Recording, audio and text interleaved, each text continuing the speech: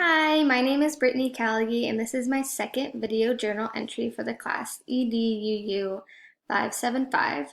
Today I will be talking about some social characteristics of ASD I observed in some of my students I work with. Through my observations, I noticed that my students with ASD appreciate when provided with a visual schedule. I only speak for myself, but sometimes in the morning I tend to get distracted with paperwork or preparing for a lesson, and I forget to update the schedule before class starts. When this happens, my students like to remind me that the schedule needs to be fixed, as well as they like to help me fix it.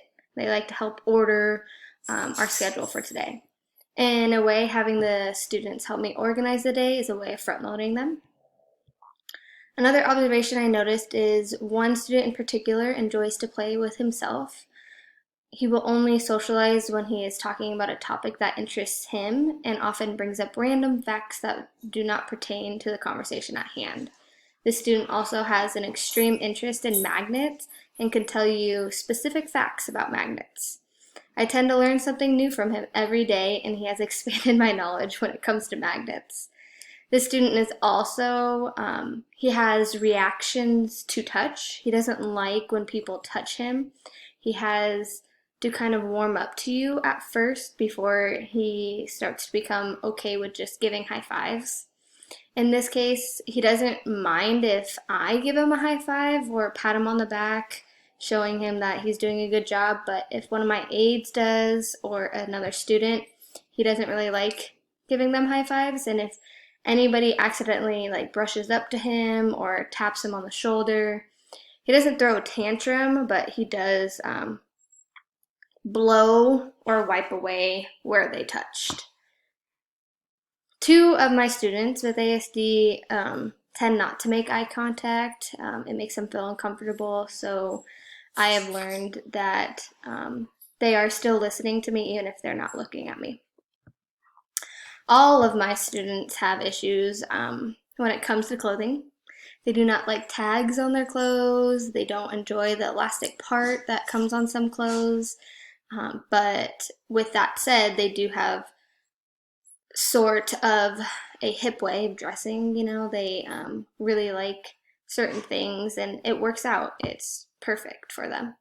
During school assemblies and emergency drills, most of my students enjoy wearing headphones. It just makes them feel safer.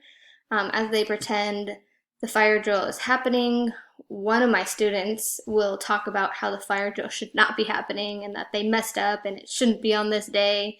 And I believe that's just a way of him coping and getting through the fire drill.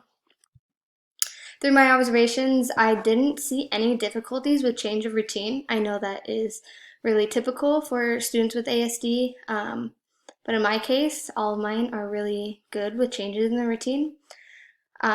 Most of the time, I try my best to stick to the visual schedule I present in front of the classroom, but occasionally things come up and I have to alter the routine. Sometimes one of my students will throw tantrums that consist of destroying the classroom, hitting, yelling, using profane language.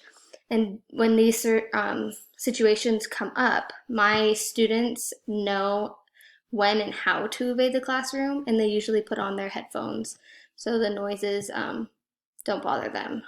This type of behavior can be really upsetting to certain kids and can affect the rest of the day, but in my case, my students respond extremely well, and they just keep moving on with the rest of their day.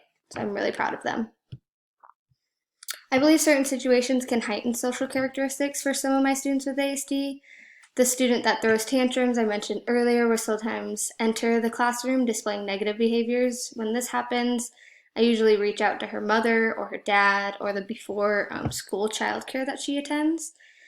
Usually her behaviors have manifest from something that has happened at home, whether it be that she didn't get to have her favorite breakfast or that she didn't get to have candy or soda before school, or that she didn't get to dress herself for school. The childcare facility usually gives me a heads up, or their parents, when she's not having a good morning, so I'm prepared when she enters my classroom.